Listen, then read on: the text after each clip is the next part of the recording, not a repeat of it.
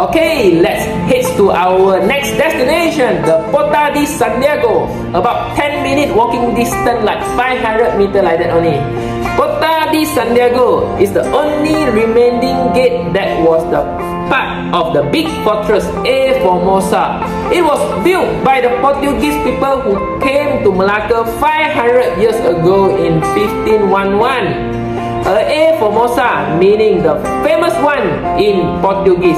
The big fortress is a very strong. It has 4 gates, long wall, tower to protect the Portuguese Malacca from enemy. Porta De Santiago is the only part of the fortress that is still standing today.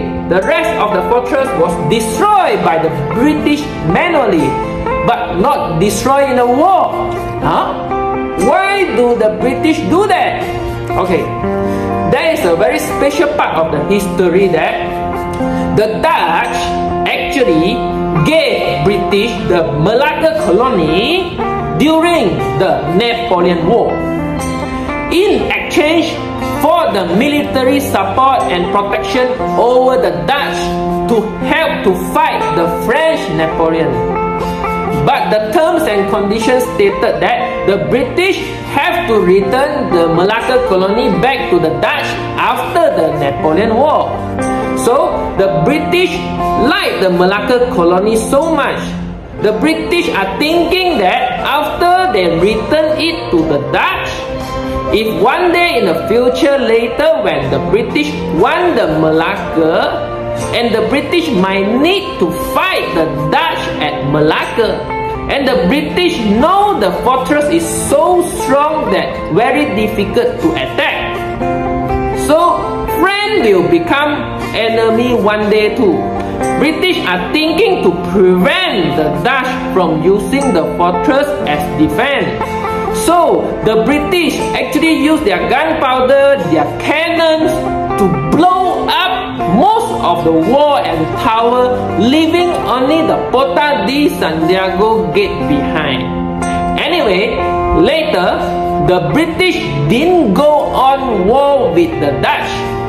The British and the Dutch signed an Anglo-Dutch Treaty of 1824, where the British gave their another Indonesia Bencoolen colony to the Dutch in exchange for the Malacca colony. So after all, it is so unfortunate that the fortress already destroyed by the British, with only the Porta De Santiago gate remaining left. So there is another Portuguese remaining at the back of the Porta De Santiago, which is on top of the St Paul Hill. That's the St Paul Church. The St Paul Church is now a ruin too, with only the wall. It is one of the oldest church building in Malaysia and also Southeast Asia. The St Paul Church, it was first a small chapel dedicated to the Virgin Mary, who is mother of Jesus Christ. The chapel was built by a Portuguese captain who was very thankful to Mary for saving his life from a storm in the sea. The name of St Paul Church is actually later given by the St Francis Xavier, who was a very famous missionary and saint. There is a white statue of St Francis Xavier and his empty tomb in the church. But why? Why there is an empty tomb of St Francis Xavier over there? When St Francis Xavier is alive, he actually used the St Paul Church as his transit base for his journey to China and Japan. But later, he died at China. He wanted his body to bury in India, Goa, which is the main base of his missionary work. It is very far to transfer his body from China to India. In addition, the ship those days are relying on a seasonal wind to sail. His body then has to make a transit in Malacca to wait for the next wind in order to sail again.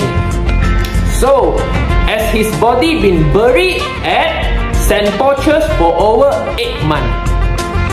So later then, only taken up again to further transfer back to India, Goa. That's why there is an empty tomb of St. Francis Xavier. The magical thing is that St. Francis Xavier body was reportedly found uncorrupted. His body didn't rot. His body didn't smell. His body even still have flesh, blood after cut. It is a long story. Do you want me to continue? It is believed that St. Francis Xavier, he is dying without a peace of mind because he yet get entitled as Saint at the Vatican City by the Pope. Saint is a very big title, Saint. His follower keep writing appeal letter to the Vatican City telling the unholy, uncorrupted body magic. But the Vatican City doesn't believe and reply that want his arm cut off to send back to Vatican City as proof. His follower at Goa, India follow the request to cut off St. Francis Xavier right arm and send back to the Vatican City. The right arm sent back to Vatican City. The Vatican City is shocked. She's shocked to receive the St. Francis Xavier arm with flesh, blood. The ceremony is then held to honor the St. Francis Xavier as the saint title. During the ceremony, his arm, his left arm, suddenly alive and holding a pen and sign his signature, St. Francis Xavier. Then the flesh, the blood gone, left the bone.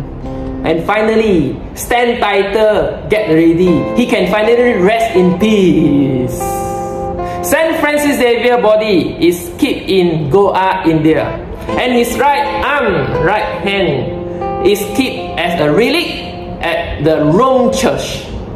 Over the century, various parts of St. Francis Xavier body have been distributed to different parts of the world, especially in places where he had worked or visited. It is used to bless or baptize people. The St. Francis Xavier Church in Malacca also have a piece of relic. It is the St. Francis Xavier toes nail as a relic. The St. Michael Church in Malacca also have a little piece of his skull in internet stated as a relic. Anyway, our teacher bring us to the church, St. Francis Xavier Church, before try to find that relic. But we couldn't find that. We find nothing. Should be hidden somewhere already. The original statue of St. Francis Xavier statue, the white statue over the St. Paul Hill there, the sculpture is actually we call complete right arm, not cacat one, not missing one. But magically, phenomena happen. One day, a falling tree just nice broken the statue right arm. The statue is magically get updated with the missing arm as a reminder of St. Francis Xavier arm story, which was cut off from his body to send to Vatican City, Rome. And do you heard of the Holy Flower Crab story? The Malacca Catholics won't eat the sea flower crab that have a cross symbol on the crab shell. There is a story one day St. Francis Xavier faced a heavy storm during his sail. Everyone almost died. St. Francis Xavier are praying with his favorite cross. The cross accidentally dropped into the sea. The storm later gone and the ship are safe, but he feels sad that he lost his favorite cross. And a magical thing happened.